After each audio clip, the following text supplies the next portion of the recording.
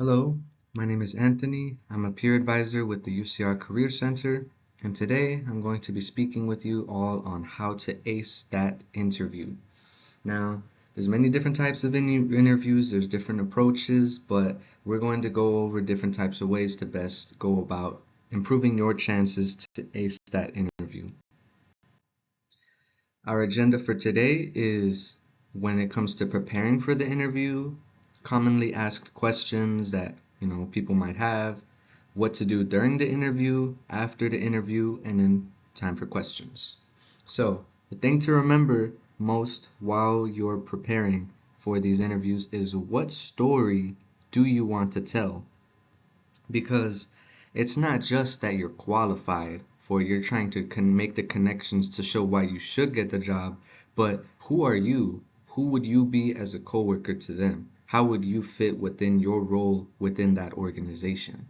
And when you are in that interview, when they ask you, tell me about yourself, name a time about you went through working with a difficult coworker, a difficult customer. So you want to exemplify more so why you are there. What story is it that you have to share with them? Now, these are the NACE career readiness competencies, and they're different competencies that employers all agree, a large majority of employers agree, that are very valuable when they're seeking an applicant to have these specific competencies. So things like critical thinking, communication, teamwork, they're all really important, and they're things that you could put on a resume, but not just on a list for soft skills like skills, professionalism, skills, communication, skills, teamwork. You want to put these descriptions within your bullet points for your experiences. So rather than telling them on a resume, oh, I have teamwork skills, show it in an experience you have, whether it's a job or a club or a volunteer opportunity. Oh, from led a group presentation to 20 students about this topic to create teamwork cohesion. So I'm showing you how, I'm telling you how rather than just saying how. And this goes the same for an interview, because in an interview they're going to ask you about, oh, can you name a time where you've engaged in teamwork? Oh, can you name a time where you had to use critical thinking for this kind of scenario?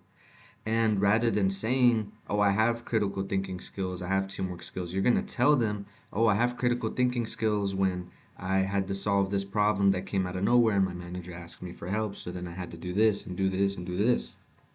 So whether it's on a cover letter, whether it's on a resume, and especially whether it's on an interview, you want to not only bring up these competencies, but explain how you have them.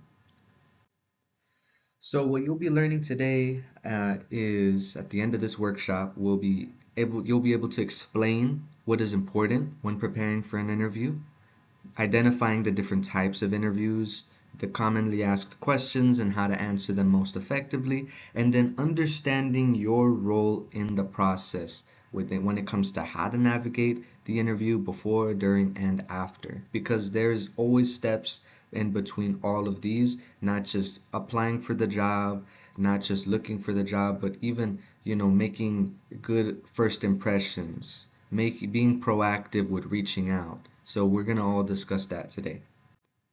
So now, the question is, what is the purpose of an interview? One, it's to market yourself. So you want to showcase exactly why you are the one they should hire. What about your experiences, your skill set, the things that you've done and built over time are relevant, why they're relevant to the role that you're applying for?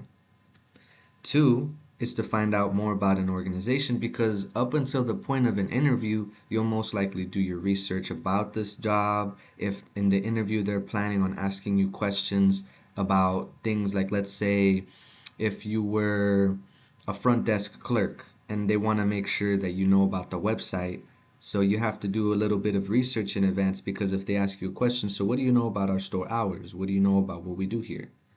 That is what's going to help with acing the interview. Because if you jump into it knowing nothing and they ask you those really in-depth questions about what do you know about our company, what do you know about what we do, what are our store hours, what can we do for somebody that's interested in this, and you can't answer that, then you might not get the interview because they're seeking somebody that will do that research.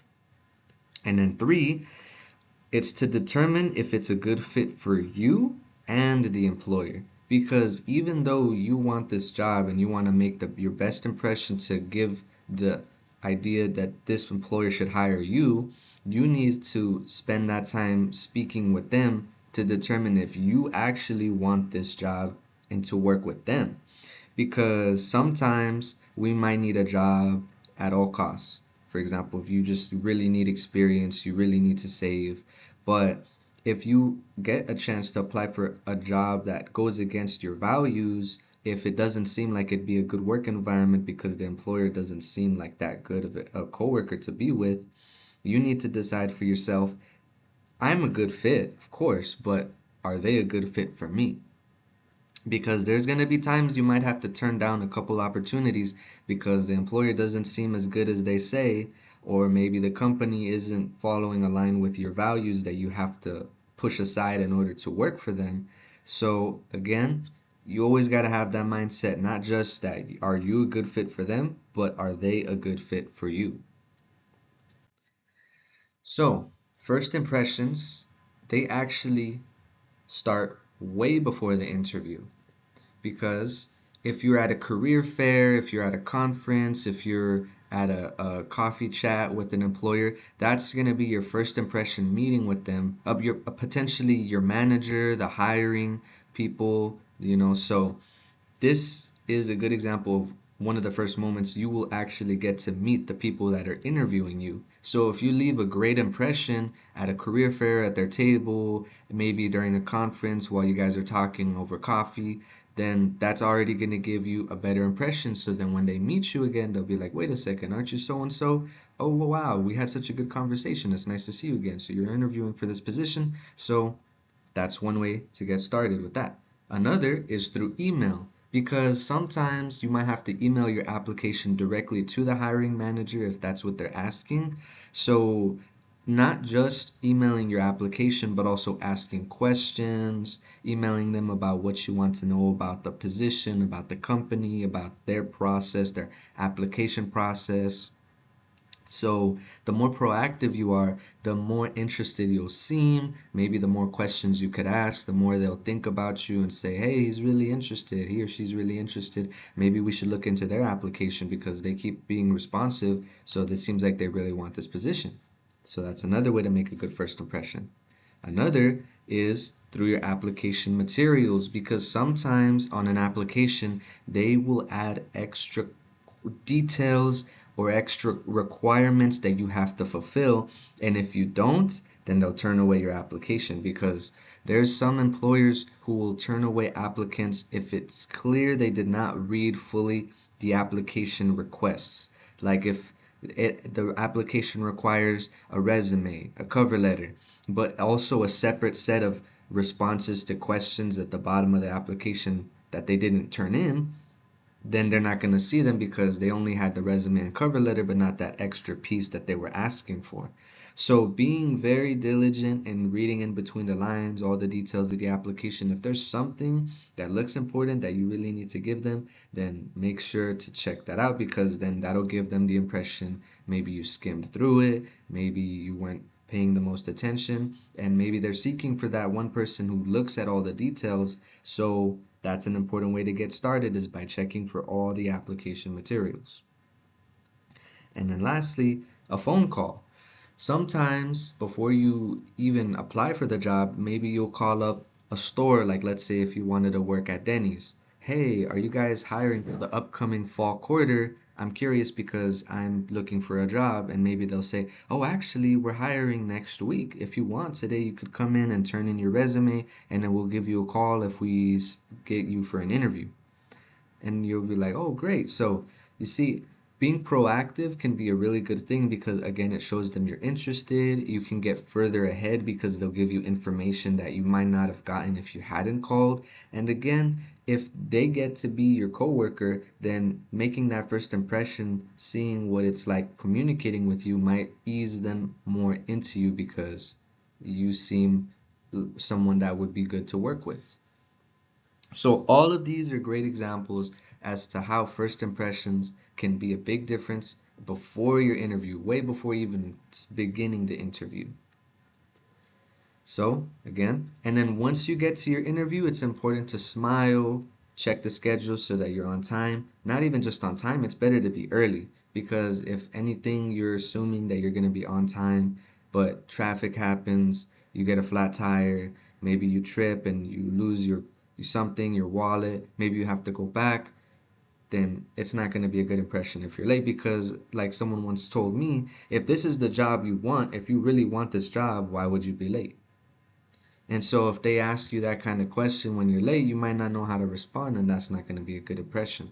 So respond promptly to any emails, to any calls, and then be courteous, like be kind again, like that coworker that they would want to have. Try to be like that. But again, it's important to smile because let's say you were applying for Disney, working at Disneyland, they're not going to hire somebody that doesn't look like they're going to be ready to smile and give a good attitude on the job because that's one of the positions that really require to have that smile. So just to be safe at any position you apply for, it's better to smile than to be stagnant. Now we're going to go into the different types of interviews and the logistics within these interviews. So, one type of interview is the in-person one. It's just the same kind where you'll meet them at one location. It could be at the store or the department, like building that they work at. They'll have you sit down in a room with one of the employees, the interviewers, and then that's when they'll begin to ask you all the questions. You'll give all your responses, and then from there, they'll ask you, do you have any questions for us? And that's where you should have questions, and then afterwards, you part ways, and then they'll let you know if they decide to go through with hiring you. But something to keep in mind is that it's important to verify the time and location because, you know, even though some of us have really good memory, you always want to make sure you have the right time, right location, because maybe you assumed you'll know the time was at 12 and it was at 11. And now you didn't even get to go to the interview because you completely missed it. Or if you went to a different room, they told you, okay, it's going to be over here in this building. It's not going to be in this building where we usually are because something's going on, construction. So it's going to be in this building. So you go without knowing the location, you go to the main building and it's closed because they said it was closed for construction. You're like, where were we going to meet again? So it's important. That's one way to be proactive is just writing it down somewhere, marking it on your calendar, putting it on your phone, setting an alarm, something to remind you exactly what time it's going to be at and where the location is going to be. And asking for clarification is really good because it doesn't come off as, oh, you don't know what you're talking about. You need to keep asking for reassurance. But it's better because it shows them that you're making an effort to stay on point, on task, to really be ready and prepared for that interview. So you could always ask questions in advance of the interview, like if you get a chance to call them or email them or meet them in person. Will this be a panel or an individual interview? Because some interviews that are in person might have a group of people that are each going to be there to interview you, or it might just be one person. So it's something you can keep in mind to show that you're interested, that you're really paying attention. Two, who will I be meeting with during the interview? Because maybe the person you're asking that question to, maybe they'll be the one to interview you. Or maybe it'll be somebody else and they could tell you about them. Yeah, oh, yeah, I'll be the one giving your interview. And you see, that's how your first impression can matter a lot. Or if it's somebody else, you'll know, oh, yeah, so this person's going to be interviewing you, like show up on time. They really like it if you have a positive attitude, shake their hand. That's another way to get more insight if it is from another person. Maybe they could give you extra tips to really ace that interview.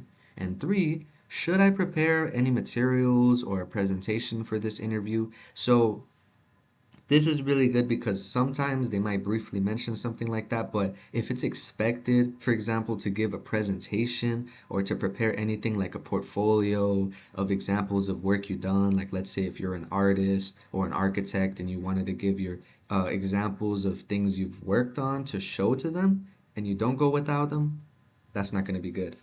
So keep that in mind. That's a really good question because there are a lot of jobs where, like, let's say you're applying for an advertising position and they want to see posters and advertisements that you've personally worked on and made and just examples of your work, and you don't bring them. How are they going to fully interview you? How are they going to see everything that you have to offer them?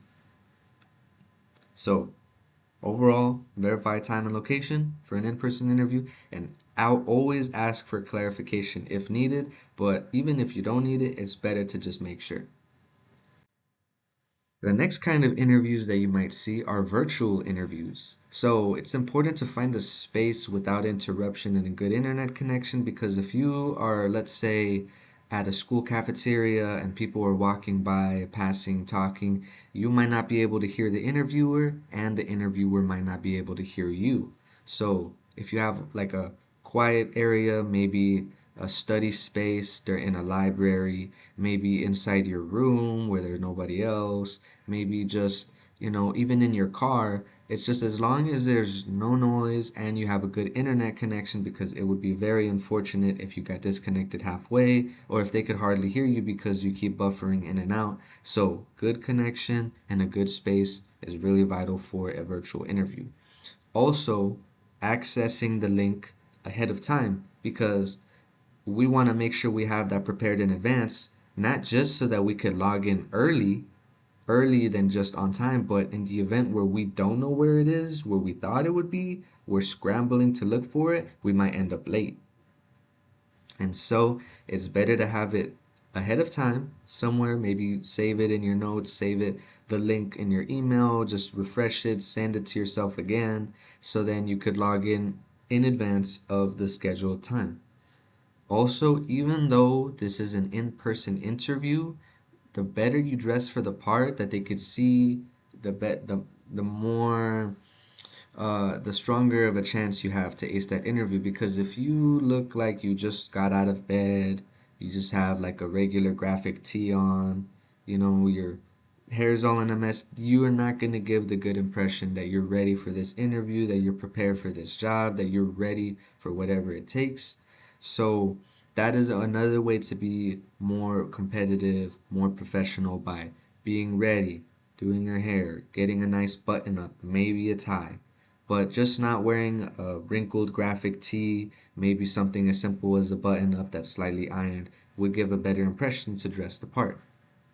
And lastly, ask for clarification, because again, with every interview, there might be extra steps. With every application, they might have extra steps. So it's better to be safe than sorry by asking for that clarification if needed.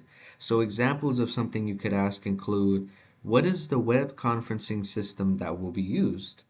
Because sometimes it might be Google Meets, maybe it might be Zoom, maybe it might be another platform that you're not even fully aware of. But if you're under the impression that there's supposed to be a Zoom meeting, you're not getting a Zoom meeting because they sent you a Google Meet link and you're like, oh, what's this? I'm waiting for Zoom. You might miss the meeting because you're not sure which platform it was on. So better to clarify. Usually most are on Zoom, sometimes on Google Meets, but it's better to ask that clarifying question, not only to give the impression that you're listening, but also to be prepared.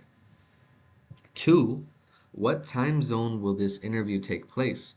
Because if the interviewer is on Eastern Standard Time and then you're thinking it's going to be Pacific Standard Time, then you might be a little early, maybe you might miss it, maybe you're thinking, oh, they forgot about the interview, and then by the time like Eastern Standard Time rolls around for Pacific, then you're going to miss it because you're not aware about the connection. So you could clarify with them in the event where, let's say, they're going to give a virtual interview with you and you met them in California, but they have to go back to New York to do something important. So they're going to interview you while they're in New York. So if you're not aware about the sudden change of time zone, then again, that might be an issue because you might miss the meeting. So if, let's say, you ask them what time zone will this interview take place, and then they say, oh, good question. Actually, I'm gonna be on a business trip to New York next week for the interview, so I will be calling you at 6 p.m. Eastern Standard Time. Be prepared to answer me for the Pacific Standard Time that will be. And now you could write that down. You could save that note. Okay, so I should be ready at this time. That's when I'll expect the interview to take place. So show you're listening and be prepared. Lastly, just like the in-person interviews, sometimes you might have to prepare materials for this interview. So if they ask for a collection of examples of work you've done, like a portfolio, maybe you could save it in a doc somewhere, maybe you could save it in a Google Drive, and if they ask for it, you could send it in through the chat on the platform you're going to be having the meeting on, or you could email it to them, or maybe you could just show it in the camera as an example. But it's better to be prepared with those materials if they're expecting it than scrambling during the interview because you didn't realize you had to show things like a portfolio. So again, with the virtual interview, test your technology, make sure that your internet connection is stable, your camera works, your microphone works, and that your laptop doesn't have an inflated battery that dies as soon as you take it off the charger, or that doesn't charge, or that works really slow or overheats easy. So in the event where it doesn't work, it's not suitable for the interview, you could maybe use your phone. You could maybe borrow a friend's. Maybe you could go to the library and access one of their computers. So, or maybe you could borrow one from any of the laptop rentals at UCR if you were a UCR student. So that's just an example because sometimes accidents happen. Maybe your laptop is fully operational before the interview and then the day before you drop it and now you don't have a working laptop. So always test it before you use it. Don't assume because sometimes our assumptions could get the best of us. Next is to create a professional virtual background. For example, if you were having the interview within your bedroom and you have a couple rock posters on the wall, or maybe just some things that maybe the interviewer might not see as professional, you have a couple video game posters on the wall, it might be better to just have, let's say, a blank virtual background, just so that you could be the main focus instead of something that's in the back of your room. If it looks like your room is a mess because you didn't have time to clean it and you still don't have time because the interview is going to happen, it's better to give that impression just that, oh, you have a blank background than a messy bedroom, for example. Next is to choose a suitable room, not just a quiet one that has good internet connection, but in a well-lit area, because if they can't see your face, then that's gonna not really give a good impression. Also, again, facing that natural light, because if the light is hitting the camera, for example, if it's the sun or a light bulb, it's gonna create a glare that might be hard for them to see you. So again, not just one that's a good quiet place with good connection, but with good lighting as well. Next is to also use notes strategically. So some interviews might ask, like they might give you the option to prepare notes for yourself, especially if it's a virtual one, but you don't want to be reading it off, like holding it in front of the camera, like, yes, so I wrote, you could use it as a reference point. So if they ask you a question and you wrote something similar down about how you would answer it, take a glance at it and say, well, if I ever had to deal with a difficult customer, I would do this. I would try my best to ease the situation. If I can, I go get a supervisor. So using notes strategically, don't just read off of them. Give a natural response with using these notes as a reference. Next, again, dress professionally. And the wise words of this one football player, he said, if you look good, you feel good. So, something not just like a thing that they'll see for a first impression, but a mindset thing. So if you're ready, well groomed, prepared, you have your nice outfit on, you feel confident, then you're gonna ace that interview more so than if you just woke up, you're not sure if you're gonna get it, you're hesitant, you're kind of doubtful. So dressing professionally is not just for them to see you, but it's for you to see you at your best, to feel confident, to feel ready. Lastly, You should be mindful of body language because things like avoiding eye contact, frowning, not smiling, kind of mumbling, not speaking clearly, will not give the employer an impression that you are interested in the job. Even though you are interested, you spent so much time doing research, you've gotten to this point after a long, long process.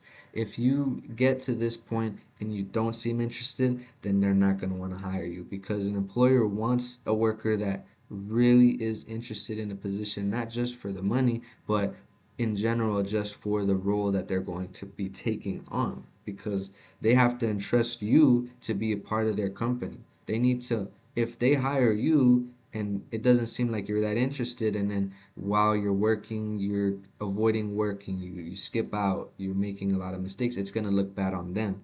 So it's not just a matter of are you good for the company, but on them as well. Do I have good judgment to hire this person? And so, having good body language will give that impression that yes, you would be in good sights if you hire me. If you hired me, it would look good for you. So, just something to think about. Keep good eye contact, smile, have a good attitude, nod to show you're listening, face the camera, don't mumble, speak clearly and confidently because you spent so much time prepping for this. You're going to do great. So, again, all things to think about. Next are group interviews.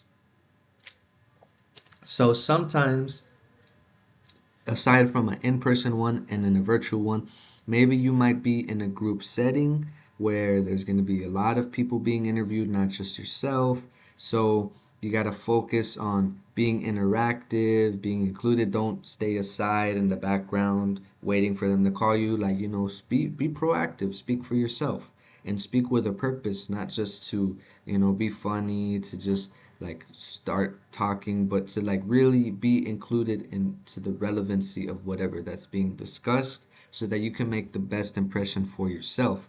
And that's why listening is key. So being attentive, listening to what it is that's being discussed, answering questions. How do you work in a team setting? If it's a team related job, they want to make sure that you are comfortable working in a team, that you're okay working with others. Because if you're more of an independent person and you're giving that impression you wouldn't work good in a team, that won't be good in the interview to ace it. And again, being proactive. If they want people to ask questions, if they're saying, does anyone have any ideas for this? Then be that person to really go outside the box and speak for yourself. Like, actually, I do have an idea. I was thinking about this.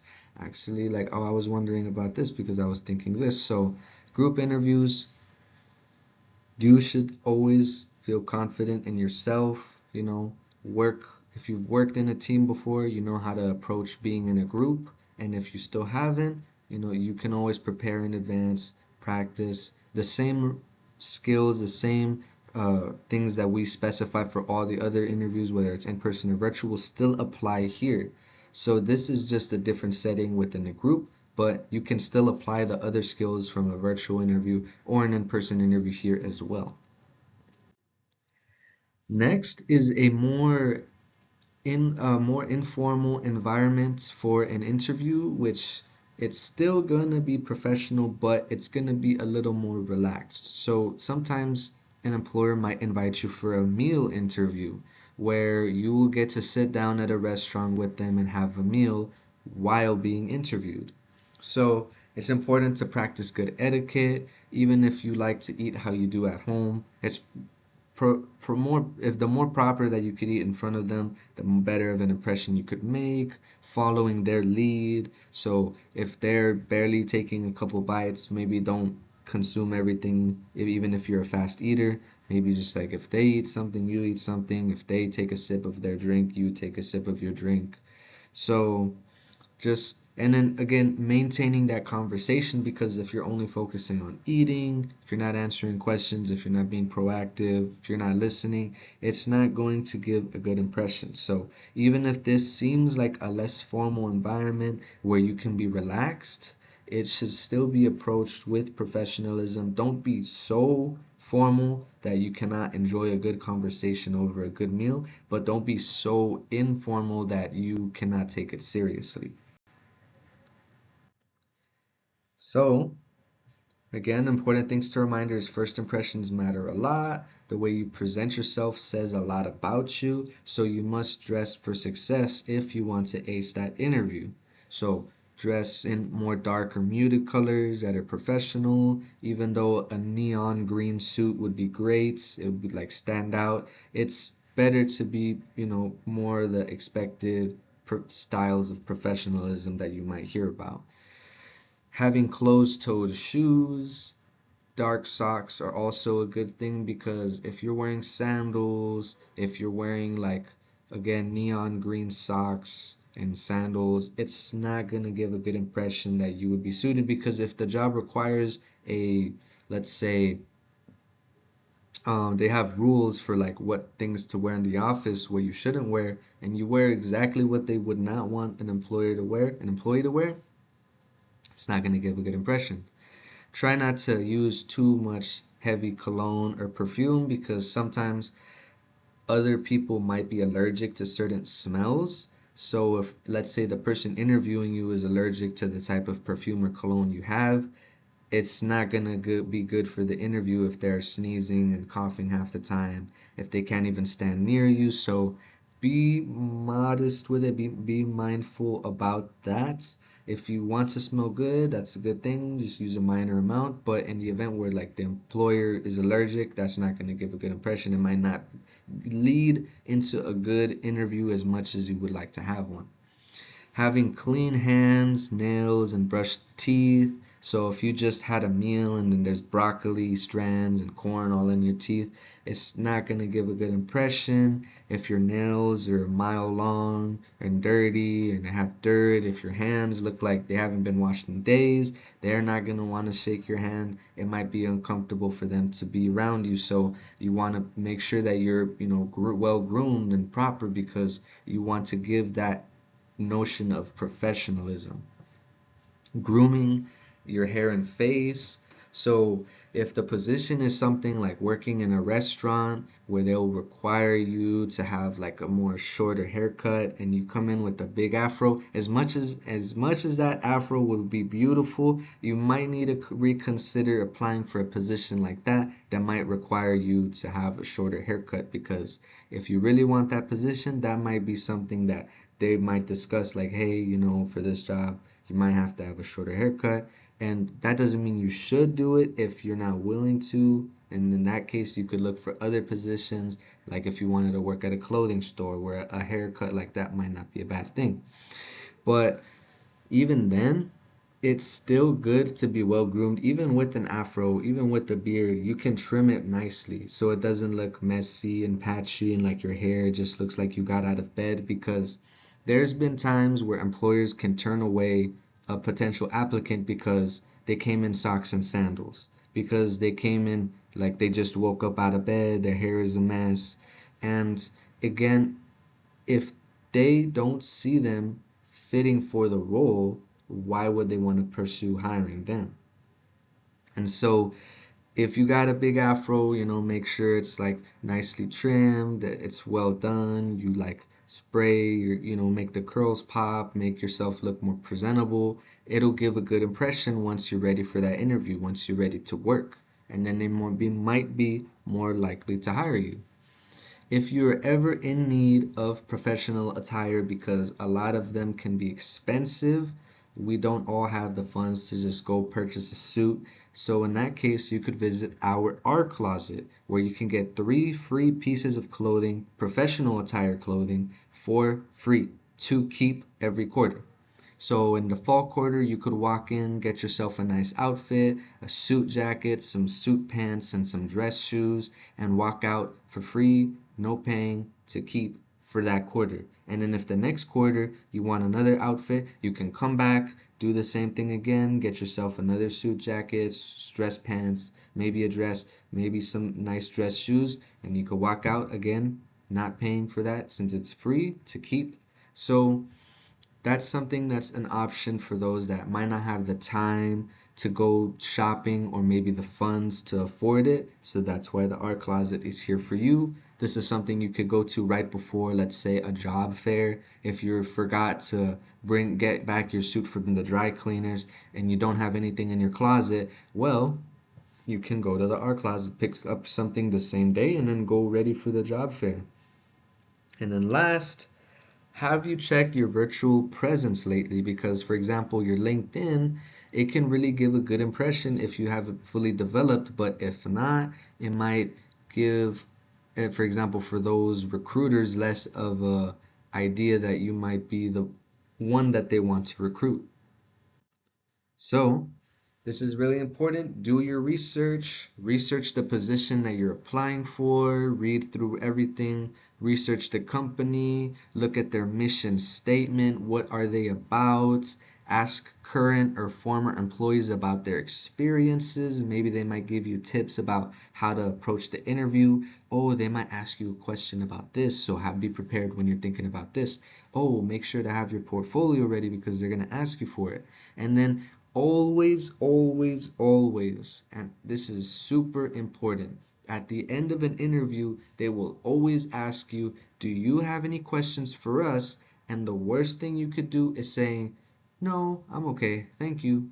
Because that moment where they give you the chance to ask them questions could really make or break your interview. Because if they're looking for somebody that's really proactive, attentive, interested in the role that they're applying for, then they're gonna have questions to ask because there's always gonna be questions to ask.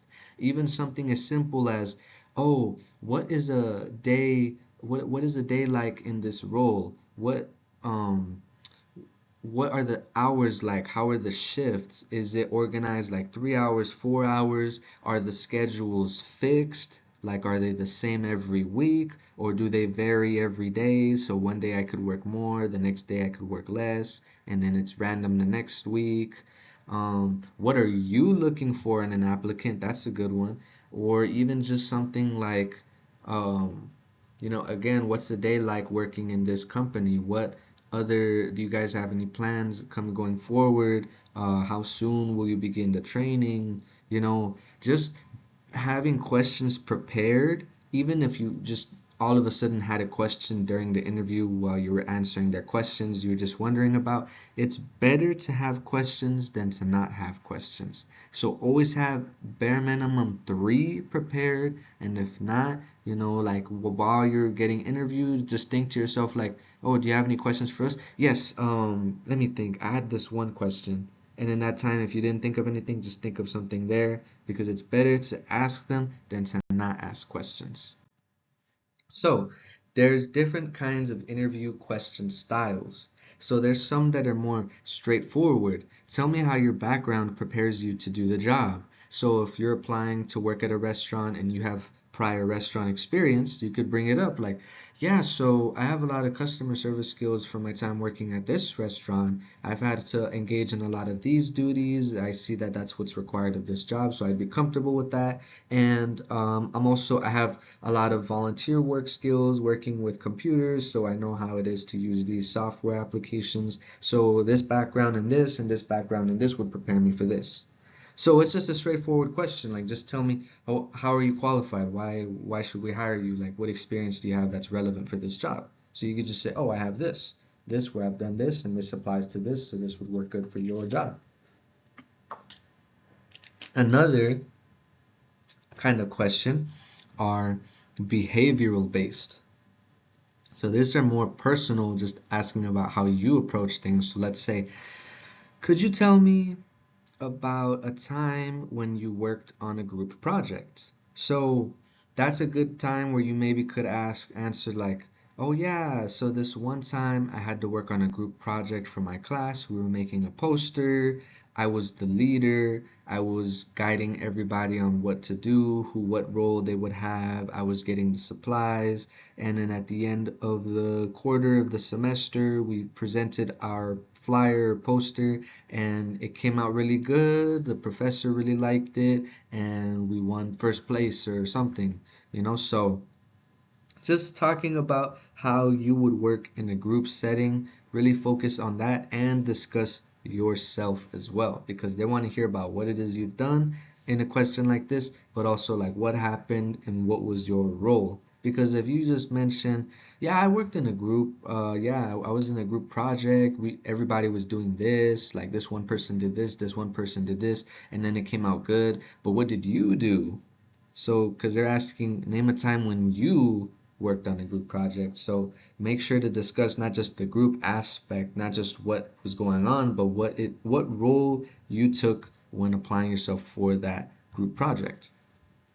Another kind of question style are situational questions, such as, how would you respond to a dissatisfied customer? So the majority of these questions, they're always looking for a specific answer. And as long as you answer that question with what response they want, then you're good. So in a question like this, they might expect you, let's say, to say, yeah, so I would try to fix whatever problem that they're having in the meantime, like that I'm speaking with them. If they're still unhappy, then I would go to a supervisor and then I would tell them about it.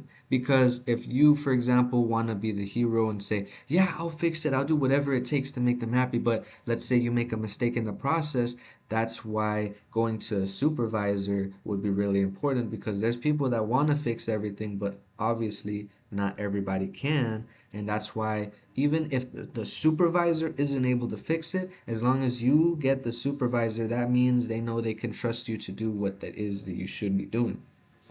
So sometimes they're looking for a specific response. So you got to think about it, how they would want you to answer. So how would you respond to a dissatisfied customer? Well, yeah, I would try my best to help if I can and go to a supervisor. Another kind of question, and this is for more tech-based jobs, is like, what new feature would you add to MS Word if you were hired? So if you were working directly for Microsoft, they might want to see more input you might have regarding, let's say, Microsoft Word, what kind of features you would want to add, what you've seen while using the program that you could be improved on, what could be added, what would be beneficial for them to have. It's things that will usually be seen in a tech position, but it's still important to think about that in the event where they ask you something like, what do you think we could do better as a company? What do you see? If you know a thing or two about the company, such as if it was a department here on campus at UCR, and they ask you, what do you think would be better for us to add to our department to really help student engagement? So things you could really think about, even if it's not technical, it's just more like seeing your perspective. So reflect on past actions, past job experiences, things that you've been involved in, anything relevant, even the smallest thing, use that and provide examples for your answer, because it's not answering these questions the way that they want isn't the only way to just make a good impression, such as like, for how would you respond to a dissatisfied customer, saying, oh yeah, I would try to help, and then I would go to the supervisor. That's one way, but also if you have an experience like that, that's even better. So such as if yeah, one time I was running a shift at the restaurant I was working at, and there was a lot of orders and customers were having a long time getting their food, and they were upset. And then there was one customer that told me they were waiting for like 20 minutes and I wasn't aware about it. So I tried to, like, give them, be more responsive, let them know, oh, I'm sorry, there was a mistake in the bag, so that we're trying to fix your order right now. We'll get it to you. Would you like a free drink? And then maybe they take the free drink, but they were still upset. They said, I want to speak to your manager. So I went to go get the manager, and then I let them know about the situation, and the manager was able to speak with them, help them calm down. They gave them a free gift card, and then we were able to give them the order, the same orders to everybody else, and then the situation was cleared. Good shift for the rest of the night. So it's one way to be just answering it how they want, but if you can apply it to a prior experience you've had, even better, way better. So for those behavioral questions, to the problem and critical thinking ones, if they ask something like, tell me about a time when you had to find a creative solution to a complex problem at work. So this is where it's going to showcase those skills, problem solving, critical thinking, and thinking back to anything you've done, whether it's a job, an internship, a volunteer position, being involved in a club, a class project, maybe helping out your neighbor.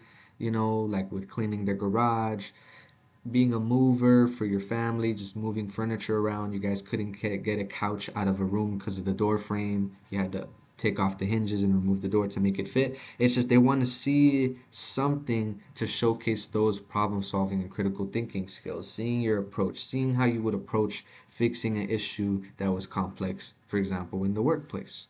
Time management. Can you provide an example of a time when you had to handle multiple projects or tasks within competing deadlines? So they just want to know, how do you organize yourself? How do you stay on task? How do you keep track of all these different responsibilities that you have? So you don't have to say, yeah, like I remember everything and I just like work it out, like I just make sure it works out. Maybe they might want to hear something like, oh yeah, I keep a notebook of writing everything down that I have to do. I keep a list, I keep a calendar, I keep notes somewhere about organizing everything I have to do so that I'm aware every day of the week I have this to do, I have this to do, I have this upcoming soon. So they just want to see how you manage yourself. Teamwork and collaboration. Tell me about a time you had to work in a team to complete the project before the deadline. Speaking about that experience, how you collaborated with others.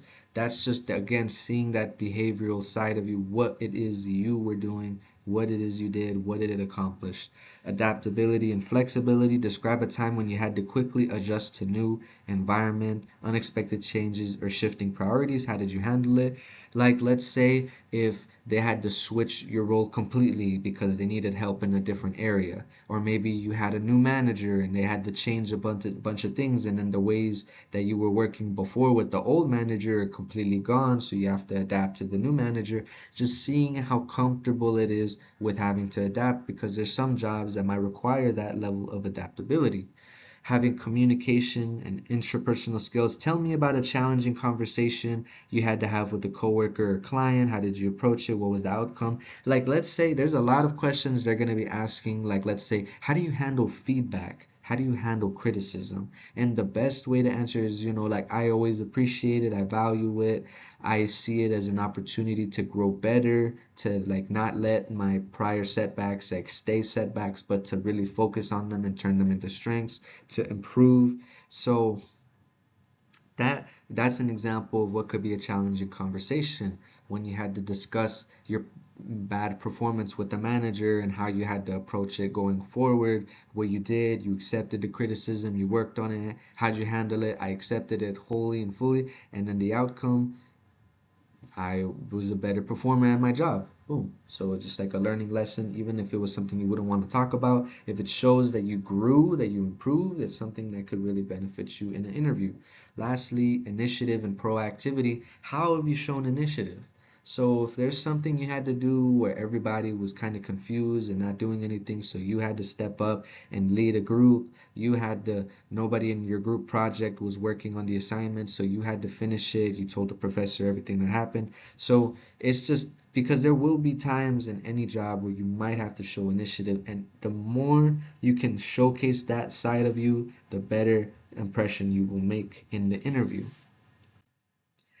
So when you're thinking about answering these behavioral questions, like describe, like they give you a situation or task, describe a specific event or situation, give enough detail for the interviewer to understand, draw from campus work or community experiences.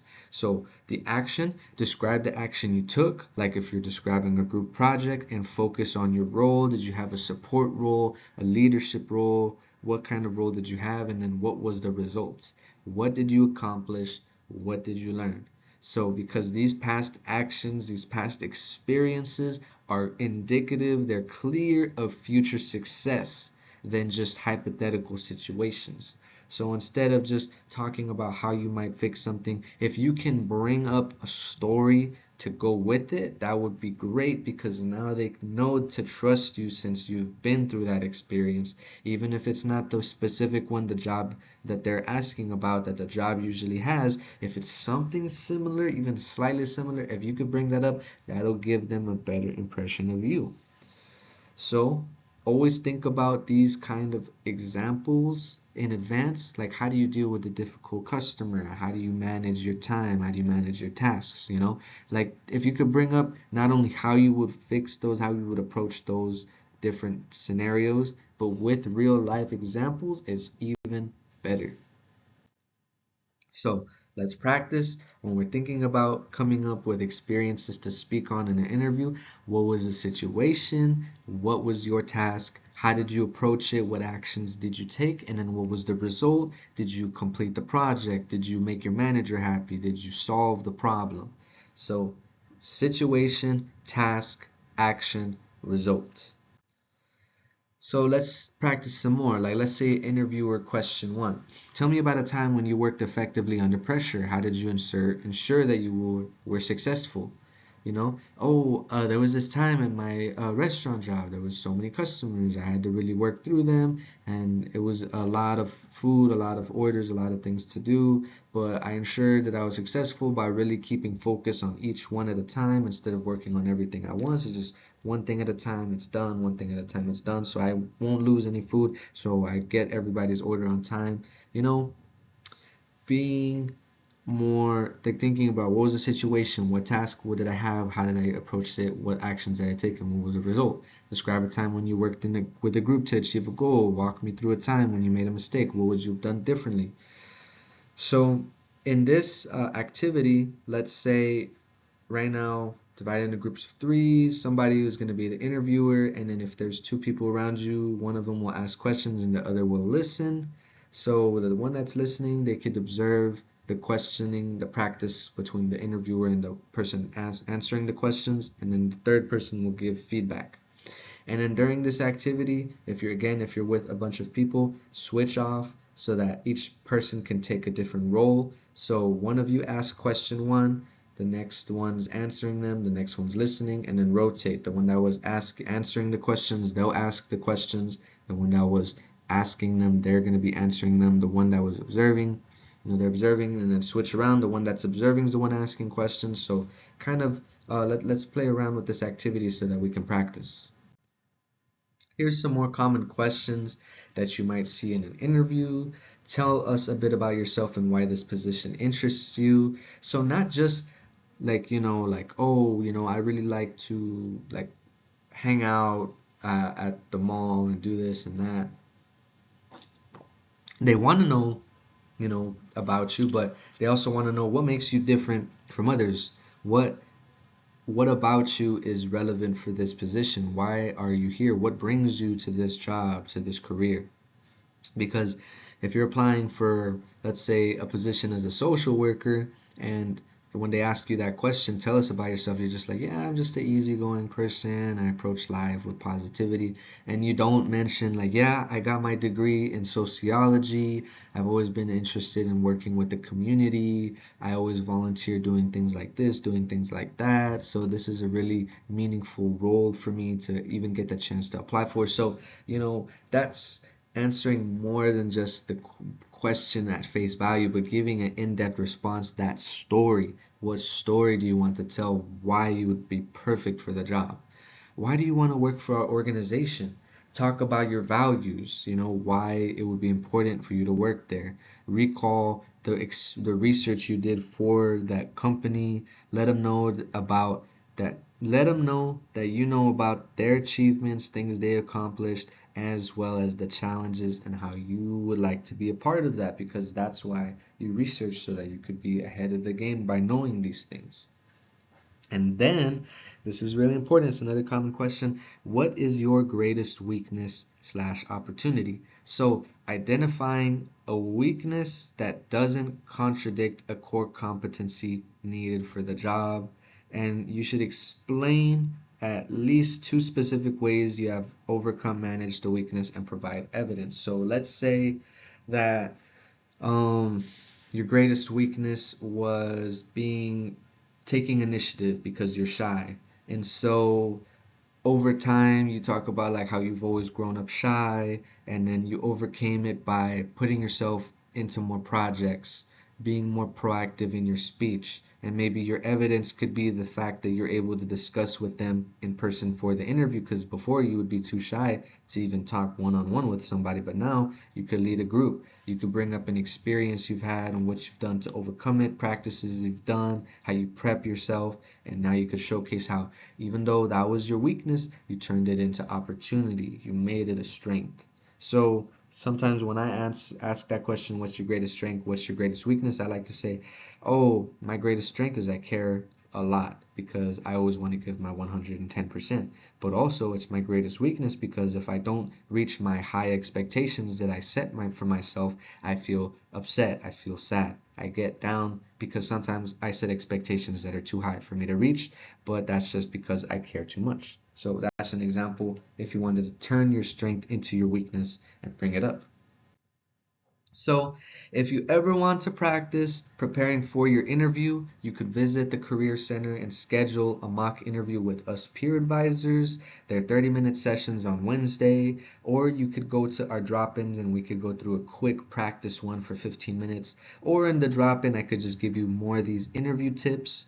And then you could also visit a career specialist to have a mock interview, and they are experts in all their different fields, whether it's in the STEM field, engineering, humanities, social sciences, business. So they could be another area of practice where they could assist you with that interview preparation. So again, when you arrive at the interview, make sure that you arrive early, 10 to 15 minutes, so that you don't have to rush, so that you're not on time, so that you don't risk being late. If you decide, you could leave your cell phone in the car, but just make sure to shut it off before going into an interview, keeping it in your pocket. Don't use it during the interview. Once it begins in the parking lot, the interview, because if you are late, then that's not going to be a good thing. So being courteous, being there on time, getting there early, that's when the interview starts. If they ask for you to bring copies of your resume, that would be good. Sometimes they might have their own copies, but if they ask you to bring some, it would be a good thing. Even if you have it with you and they didn't ask and they were gonna ask, that would also be useful because it shows you're being proactive. So make sure to also take cues from interviewer. Don't just rush in like I'm ready, where's the interview? Like wait for them to approach you, ask you to like come into the interview room and whatnot. And then if it's a virtual interview, make sure you have that Zoom or virtual link early. Don't look for it the day of, the time of, and then you can't find it.